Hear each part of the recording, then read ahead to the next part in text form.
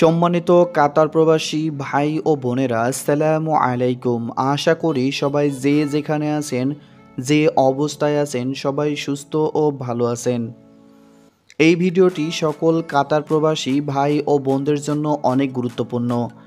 যারা বর্তমানে কাতারে অবস্থান করতেছেন এবং যারা বর্তমানে কাতার প্রবাসী কিন্তু দেশে করোনার মধ্যে আটকা পড়ে আছেন, সকল ভাইদের অনুরোধ করব ভিডিওটি পুরো দেখার জন্য। ভাই, আমরা কেমন মানুষ যারা মাথার ঘাম পায়ে ফেলে দিনরাত কষ্ট করে প্রবাসে গাধার মতো খাটুনি খেটে কিছু টাকা উপার্জন করে দেশে পাঠাই, দেশের অর্থনীতির চাকা সচল রেখে দেশের মানুষের ভালো রাখার ব্যবস্থা করে, আর আমরা সেই প্রবাসীদের মূল্য বুঝি না। এই রক্তমাখা কষ্টের দাম দিতে জানি না। গতকাল কাতার প্রবাসী এক ভাইয়ের বাসা থেকে স্বর্ণ অলংকার সহ 2 লক্ষ টাকা এবং 11টি মোবাইল ফোন ডাকাতি হয়েছে। কেন ভাই, আপনাদের কি একটুও মূল্যবোধ নাই? একটুও মনে মায়া লাগলো না? যে ভাই কষ্ট করে এতটুকু সম্পদ অর্জন করেছে তা আপনারা নিমিষেই নিয়ে চলে যাচ্ছেন। যে প্রবাসী ভাইয়ের বাসা থেকে ডাকাতি হয়েছে সেই ভাই বলেছে যে তারা সবাই ফ্যামিলি সহ কাতারের অভিবাসী।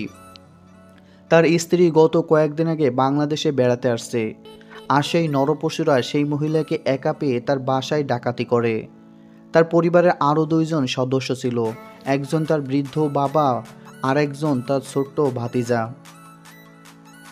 কাতার প্রবাসী 3 ভাই ব্যবসায়ী দিদারুল আলম আরজু, মীর ইব্রাহিম, কামরুজ্জামান স্বপন তাদের বাড়িতে ডাকাতির ঘটনা বর্ণনা করেন।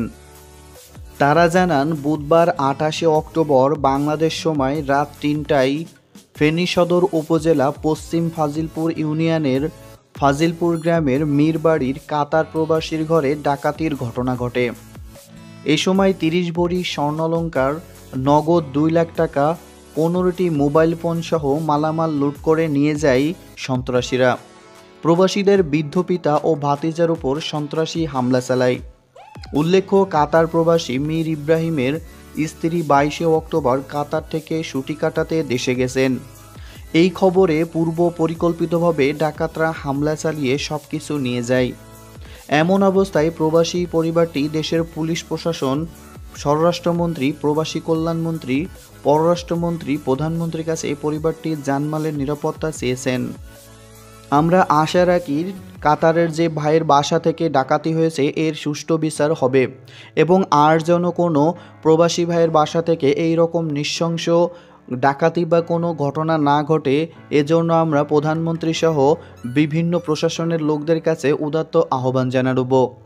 কারণ আমাদের প্রবাসী ভাইয়েরা মাথার ঘাম পায়ে ফেলে তারা প্রবাসী থেকে টাকা উপার্জন করে আমাদের দেশে পাঠায়। এই দেশে পাঠানোর পরে আমাদের দেশের অর্থনীতির চাকা সচল রাখে। তাই আমাদের সবার উচিত যাতে কোনো প্রবাসী ভাইয়ের বাসা থেকে এরকম অনাকাঙ্ক্ষিত কোনো ঘটনা না ঘটে। তো বন্ধুরা, আপনারা অবশ্যই বিষয়টি বুঝতে পারছেন। তাই যারা বর্তমানে কাতারে আছেন এবং বাংলাদেশে বসবাস করছেন, তো সবাই সাবধানে থাকবেন যাতে আপনাদের বাসা থেকেও এরকম অনাকাঙ্ক্ষিত ঘটনা না ঘটে। তো সবাই সুস্থ ও ভালো থাকবেন। পরবর্তী কাতারে কোনো আপডেট নিউজ নিয়ে হাজির হব। সেই পর্যন্ত সবাই সুস্থ ও ভালো থাকুন। ধন্যবাদ।